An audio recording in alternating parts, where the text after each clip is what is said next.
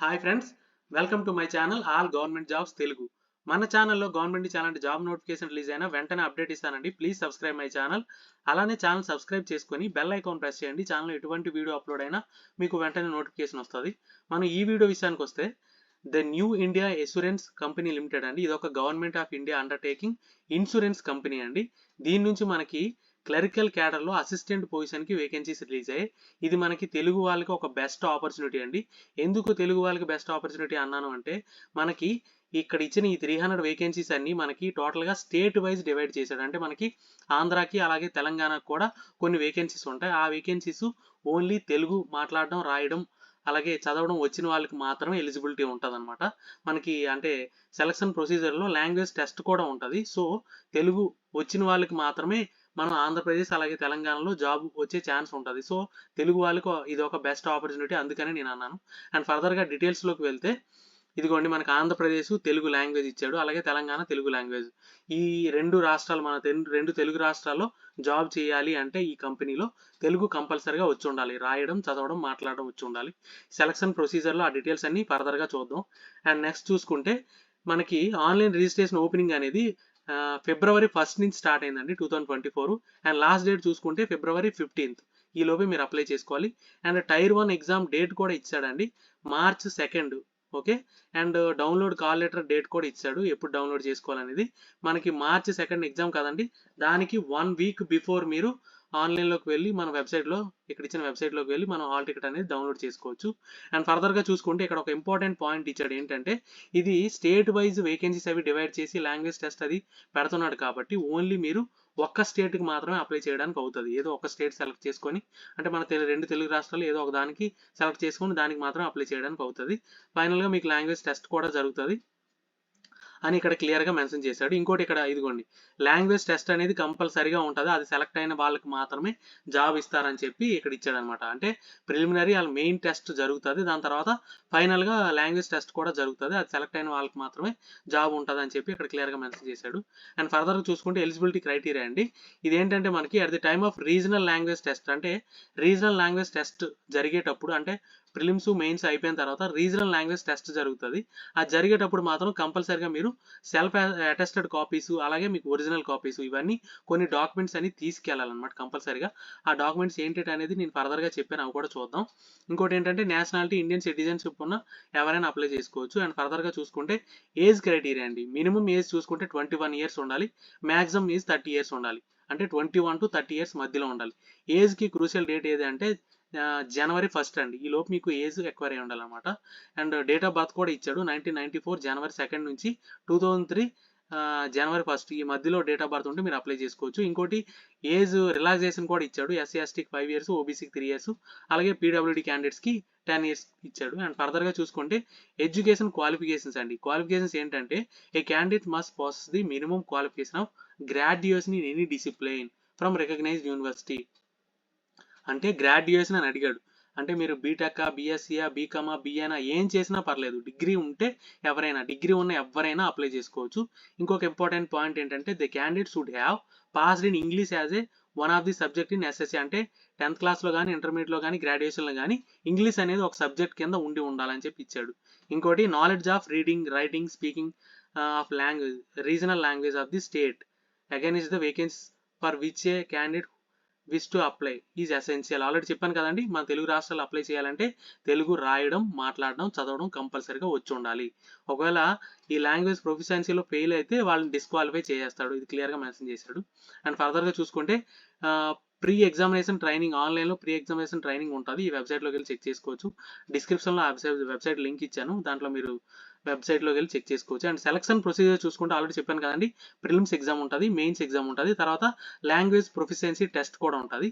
ఈ prelims exams ఏముంటాయంటే 100 మార్క్స్కి ఉంటుందండి. 100 మార్క్స్లో మీకు ఇంగ్లీష్ లాంగ్వేజ్ 30 మార్క్స్కి ఉంటుంది, 30 క్వశ్చన్స్, అలాగే రీజనింగ్ 35 క్వశ్చన్స్, 35 మార్క్స్, అలాగే న్యూమరికల్ ఎబిలిటీ 35 క్వశ్చన్స్, 35 మార్క్స్.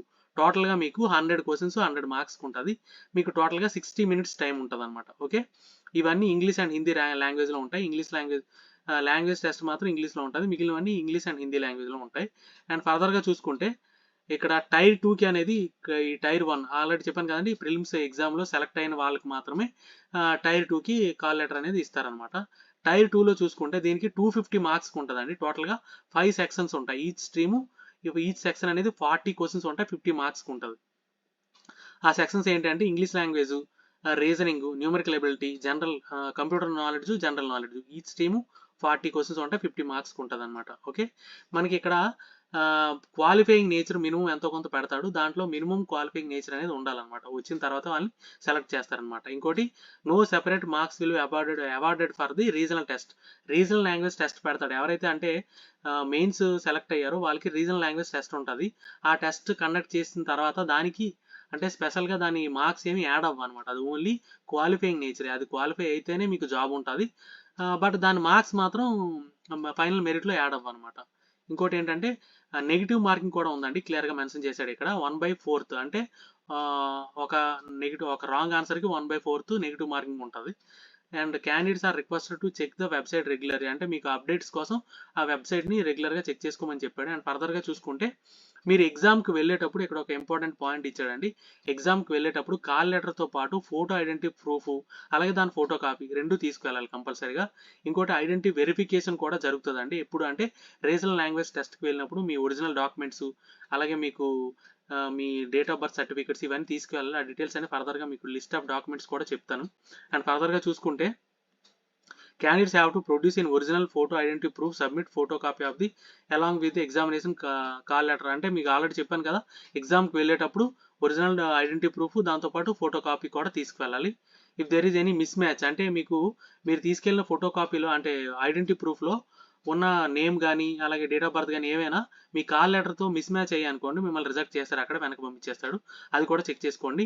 ఇంకోటి, మీకు బయోమెట్రిక్ డేటా క్యాప్చరింగ్ అనేది జరుగుతుంది. టైర్ 1, టైర్ 2, అలాగే మీకు లాంగ్వేజ్ ప్రొఫిషియన్సీ టెస్ట్ కూడా వెళ్తారు కదా, అన్నింటిలో మీకు బయోమెట్రిక్ డేటా క్యాప్చరింగ్ అనేది జరుగుతుంది. అదొకటి గుర్తుపెట్టుకోండి. ఇంకోటి ఏంటంటే రీజనల్ లాంగ్వేజ్ టెస్ట్ ఆల్రెడీ చెప్పాను కదండి, candidate short listed in the online main exam will subsequently be called for the regional language test to be conducted by the company at selected centres list కూడా ఉంది, అది కూడా చూద్దాం.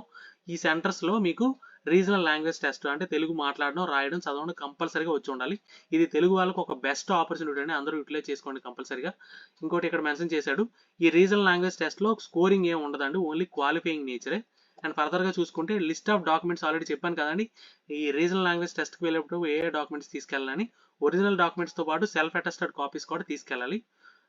ఇవి submit చేయకపోతే మాత్రం మీకు రిజెక్ట్ చేస్తారు. ఓకే, అది కూడా గుర్తుపెట్టుకోండి. ఏంటంటే కాల్ లెటర్ ప్రింట్అవుట్, అలాగే మీరు సిస్టమ్ జనరేటెడ్ ఏదైతే అప్లై చేసినప్పుడు ప్రింట్అవుట్ వస్తుందో ఆ printout copy, date of birth proof, అలాగే మీకు ఒరిజినల్ ఫోటో ఐడెంటిటీ ప్రూఫ్ ఒకటి, మార్క్ షీట్స్, మీ గ్రాడ్యుయేషన్ మార్క్ షీట్స్ ఉంటాయి కదా అవి, అలాగే క్యాస్ట్ సర్టిఫికేట్స్, ఎస్సీ ఎస్టీ అయితే ఎస్సీ ఎస్టీ, ఓబీసీ అయితే ఓబీసీ, దాంతోపాటు మీకు అలాగే మీ పీడబ్ల్యూడీ ఉంటే ఆ సర్టిఫికేట్, ఎక్స్ సర్వీస్మెన్ సర్టిఫికేట్, అలాగే ఈడబ్ల్యూసీ అయితే ఆ సర్టిఫికేట్. ఇంకోటి, ఎవరైనా గవర్నమెంట్ కానీ సెమీ గవర్నమెంట్ కానీ సర్వీస్లో ఉంటే వాళ్ళు నో అబ్జెక్షన్ సర్టిఫికేట్ తీసుకెళ్ళాలి. ఎక్స్పీరియన్స్ ఉంటే ఆ సర్టిఫికేట్ తీసుకెళ్ళాలి. ఒకవేళ ఎవరైనా ఫెయిల్ అయితే ఈ రీజనల్ లాంగ్వేజ్ టెస్ట్కి ఈ సర్టిఫికేట్స్ తీసుకెళ్లకుండా వెళ్తే వాళ్ళని ఆ ఎగ్జామ్ రాయనివ్వరు అనమాట. అండ్ ఫర్దర్గా చూసుకుంటే ఎగ్జామినేషన్ సెంటర్స్ ఇచ్చాడండి. మనకు ఆంధ్రప్రదేశ్లో చీరాల, గుంటూరు, హైదరాబాద్, కాకినాడ, కర్నూలు, రాజమండ్రి, తిరుపతి, విజయవాడ, విశాఖపట్నం, విజయనగరం. ఇక్కడ ఇచ్చిన అన్ని డిస్ట్రిక్ట్స్లోనూ మీకు టైర్ 1 ఎగ్జామ్ రాయొచ్చు. టైర్ 2 మాత్రం 2 డిస్ట్రిక్ట్స్లోనే ఉంది, విజయవాడ, విశాఖపట్నం. అండ్ తెలంగాణ విషయానికి వస్తే హైదరాబాదు, కరీంనగర్, ఖమ్మం, వరంగల్, ఈ 4 డిస్ట్రిక్ట్స్లో టైర్ 1 ఎగ్జామ్ జరుగుతుంది. టైర్ 2 ఓన్లీ హైదరాబాద్లోనే జరుగుతుంది. సో మనం ఎక్కడికో దూరంగా వెళ్ళి ఎగ్జామ్ కూడా రాయాల్సిన అవసరం లేదు. సెలెక్ట్ అయిన వాళ్ళకి మనకి మన తెలుగు రాష్ట్రంలోనే పోస్టింగ్ కూడా ఉంటుంది. ఒక బెస్ట్ ఆపర్చునిటీ ఇది. అండ్ ఫర్దర్గా చూసుకుంటే అప్లికేషన్ ఫీజు అండి. అప్లికేషన్ ఫీజు చూసుకుంటే ఎస్సీ ఎస్టీ పీడబ్ల్యూడీ క్యాండిడేట్స్కి 100 రూపీస్ పే చేయాలి. ఇంకా మిగిలిన వాళ్ళందరూ 850 రూపీస్ పే చేయాలన్నమాట.